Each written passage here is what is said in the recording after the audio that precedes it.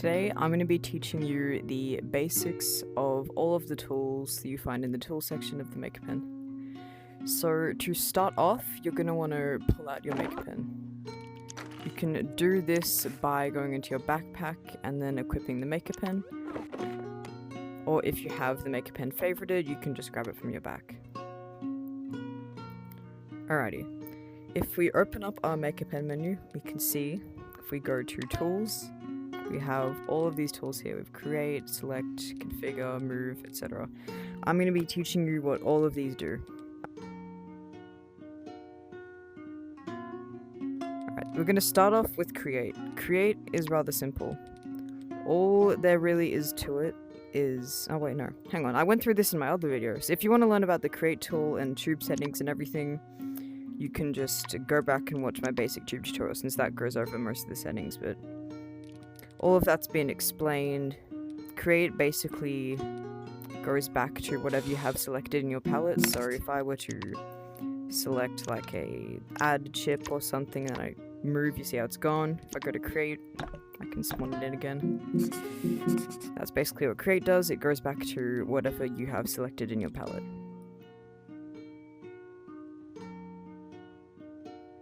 Alright, next up we have the select tool. Select is an interesting tool. It has a basic use, which is selecting things. Then it also has a separate menu inside of it. So if I were to create like 2 cubes, I can use the select tool to select both of them. And then you see this options button here. This is the advanced or the menu that I was talking about. So with the select tool, it's basics, you know, you can select multiple things and then you can like move them as they're selected. And basically I'm going to be going through the menu, like the actual options menu, because, you know, everyone knows what the select tool does. So center pivot on selection. Let me turn on pivot real quick. So this right here is the pivot. The pivot is a little bit confusing. It's a bit to wrap your head around, but basically, if a screen mode was to, if I were to make this grabbable, and a screen mode were to grab it, this is where they would be holding it by. So they'd literally be holding the object like this. So centering the pivot basically gets the center of the shape, and then sets the pivot to the center. Simple as that. The select all tool, so say if you're lazy and you select one and you, I don't know, for some reason can't be bothered, or you have multiple shapes in a container, you can use the select all tool and it'll select everything in the container. Next up we have the eyedropper tool. So the eyedropper tool basically gets the color of the object you are holding and, oh sorry, selecting. It gets the color of the object you're selecting and sets that as the recolor. I'm just using orange so it doesn't come up, but that's what the eyedropper does. One other thing is if you're only selecting one shape, so right now, these two groups, if I were to stop editing and I were to move it, these two are grouped together because they're in the same container. If I were to like edit one of them or manipulate one of them, that's another way to do it. If I were to edit one of them and then I only want to move this one around, but I don't want to do it while I'm editing, I can use split shapes and that will remove it from the container. So now I can select these two freely. Alright, next up we have the connect tool. The connect tool is for circuits. That's how you wire chips, and that's how you know, do circuits. That's how circuiteers connect everything, and that's how they make the games work. The only thing that you can do, which I don't recommend, is it's kind of like a select tool, but just use the select. Use the select tool. That's what it's made for.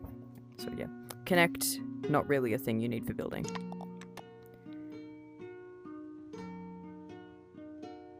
Right. Next, there's the configure tool, and I'll be going deep into the configure menu. If I were to configure a shape, you can see its pivot, we have a whole bunch of different settings here, and for some different things, there's more settings than others, but we'll just be going through the basics. Alright, we're gonna start off with physics mode. Physics mode is like the shape. It's... how would you describe it? It's how the shape just is. How it interacts with everyone. So environmental, it's like an environmental objects. You can run into it, you can throw objects at it, things collide with it.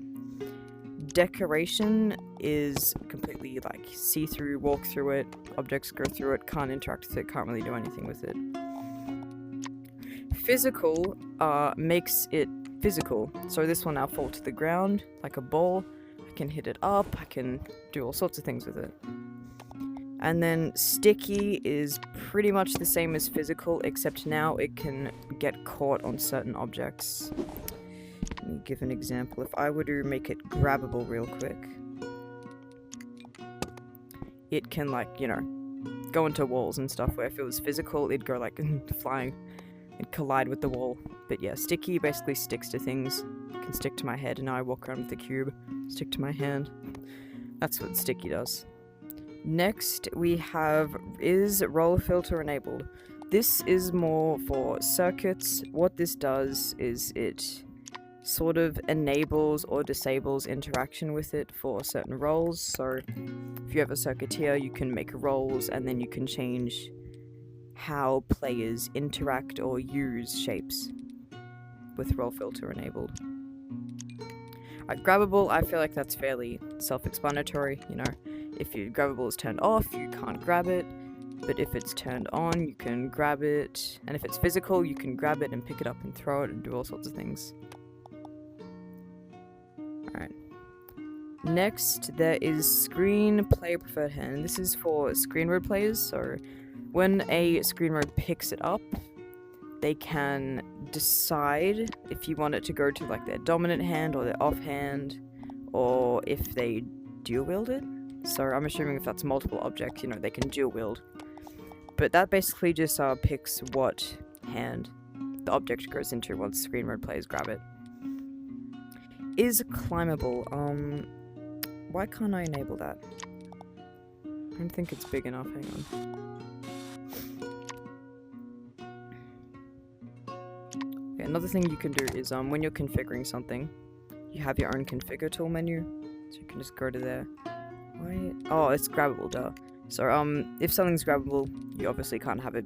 You can't make it climbable because you can't climb on something that you can grab. But climbable, basically, if I manipulate it a bit more, makes it so you can climb on it. So I could use this to scale up building, or do parkour, go around, etc. I'm not the best at parkour, but yeah, that's what climbable does.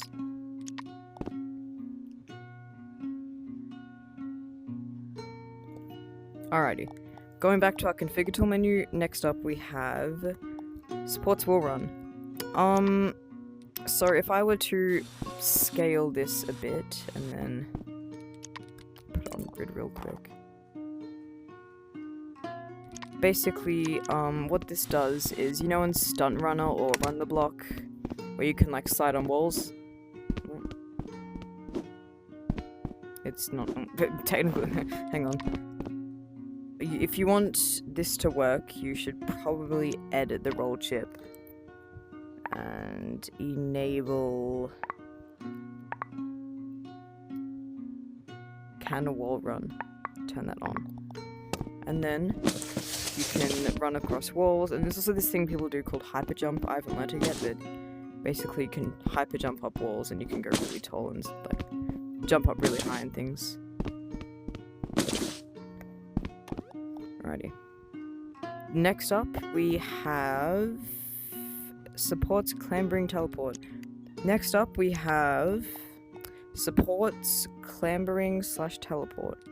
So if we enable this and gets rid of his climbable, we can basically scale it, and we can also enable teleport to, oh crap, we can teleport. There we go. We can teleport onto the shape. That's what that feature does. Next, we have is frozen. All this does is kind of block most of the interactions. Like, If I have it enabled, I can't grab it. If I have it disabled, it's grabbable. It kind of just stops everything up here. It's a little bit useless in my opinion. Next, there's is locked by room contributor. This is handy for workshops or other rooms where non-owners have makerpen. Basically, if I turn this on, anyone who is not a room contributor or above cannot select or edit any objects or shapes that are locked by room contributor. Just under that, we have tags. This is another circuit kind of thing. Circuiteers can use tags to do all sorts of things. I don't understand the ins and outs of tags, so unfortunately I can't explain that, but there's other great circuit tutorials on YouTube that probably go over tags and things, so you can have a look at those if you'd like to find out more about tags. Navigation settings, navigation node, we don't need to worry about this. That's for AI and navmesh. Respawn settings, so if we enable respawn, and I were to like move it over here and then I wait the time. So it basically respawns. If I were to grab it and take it over here, it will respawn. If I were to like put it under the floor, it respawns. Could send it up to the roof and it will still respawn where I've set its respawn or enabled its respawn. So that's a pretty handy feature. It makes sure everything's organized and you can't lose anything.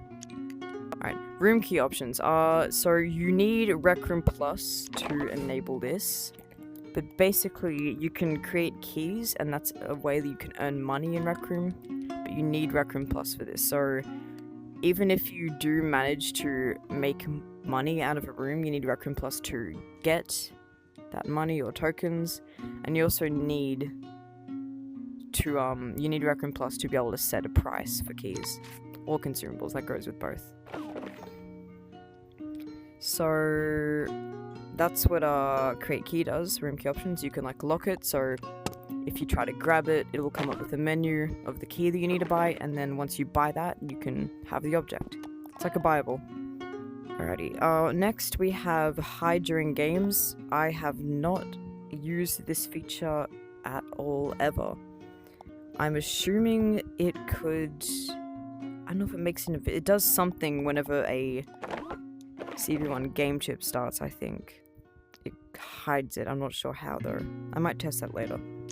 Anyway, can modify the circuits, that's a circuit thing, so if you have this enabled, you can edit it. That's also to do with tags, I'm pretty sure. Maybe fact check me on that, I'm not too sure. But yeah, that's more of a circuit feature, I don't really need to worry about that too much. Next up, we'll be moving on to transform. I personally don't use transform too much. It's basically a mix of rotate, move, and scale. So if I turn a forward space real quick, oh no, what was this? Grid.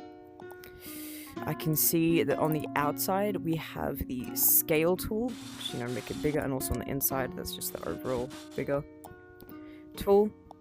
And then these circles here, this is the rotate tool. So you have the blue, the red, and the green symboling all the axes, and then the white, which is just free rotate, depending on where you're facing.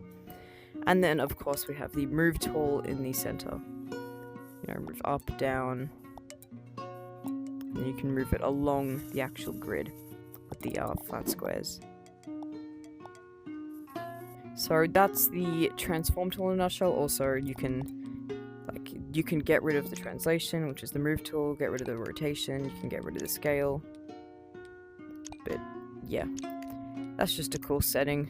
It has everything in one. If you like to, you know, keep all your things in the one tool, you don't have to switch between all of them all the time. Move tool, I think we kind of went over it during the transform. It's move, you can use the arrows to go straight. You can move using the squares to go across the grid, or, you know, you can just select the shape and freely move it wherever you want. Same with rotate, you can rotate it along the grid. You can not rotate it along, you can't move it, that's the move tool. this white tool around it. Depending on where you're facing, it'll rotate it like from the direct opposite of where you're facing. So that creates a circle that'll update to wherever I'm standing. Rotate around pivot. That basically rotates this around the pivot, so it's gonna go around this way. Crap. That will rotate around the pivot. Same with above.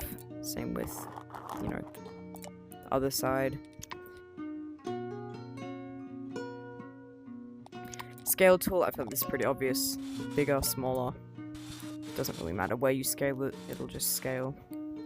However, there is scale in place, which is an interesting tool. So if I were to select both of these and I turn on scale in place, it scales them in their position. So instead of like scaling them up or down from the shape, it will scale them individually. But if you're editing a shape, so if I were to merge these two together and then try and manipulate them and then scale them in place, it does not work because it's in the same container. That's pretty much it for the scale tool. Next up, we have the clone tool. The clone tool is interesting because not only can you have multiple copies of one thing in a room using the plus buttons, this is a mirror tool. The mirror tool basically, if you know math, it creates the exact same image except flipped. So if I were to use the mirror tool, it does the exact same. See, it's perfectly mirrored, so it's just grabbed that and then did a 180, or it's mirrored it basically. I can do it from above, I can do it to the left, to the right again, all sorts of things. Alright, next is the recolor tool. I feel like this is pretty simple. You can get really good at texturing. God, I know some good people who are really good at texturing. Kind of jealous of them, but that's okay. So if you have your colors, obviously, you can also make your own custom color using the thing, or you can type in a hex code and then you can have a custom color for something. And then you also have the material. You can experiment with your materials, and you can also size up materials. So I can have this really tiny and you can see it's really small. I could set it up and then it would be bigger. Have it just in between. I can have carpet, I can have metal. It's all sorts of different materials and you can play with the size. So that's handy. Next up is the freeze tool. What this tool does is it basically blocks any outside interaction with objects. So if I were to make these objects grabbable, so I can grab them. If I use the freeze tool, it basically locks it in place. A better example of this would be with a prop such as like a plant.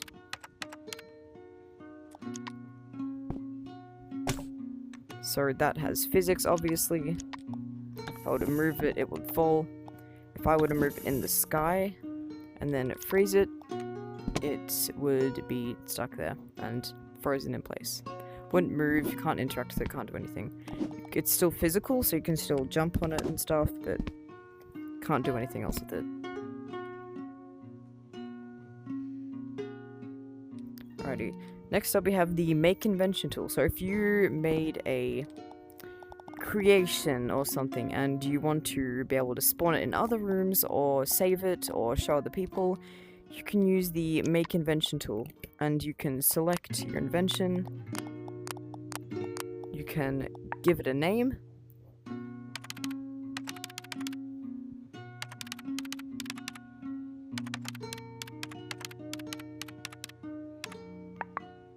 You can, so room anchor, what that does is, if I were to go to another room like this, and if anchor was enabled, if I use the spawn in button, it would spawn in this exact place. If I have it off, it's just going to spawn around you or near you.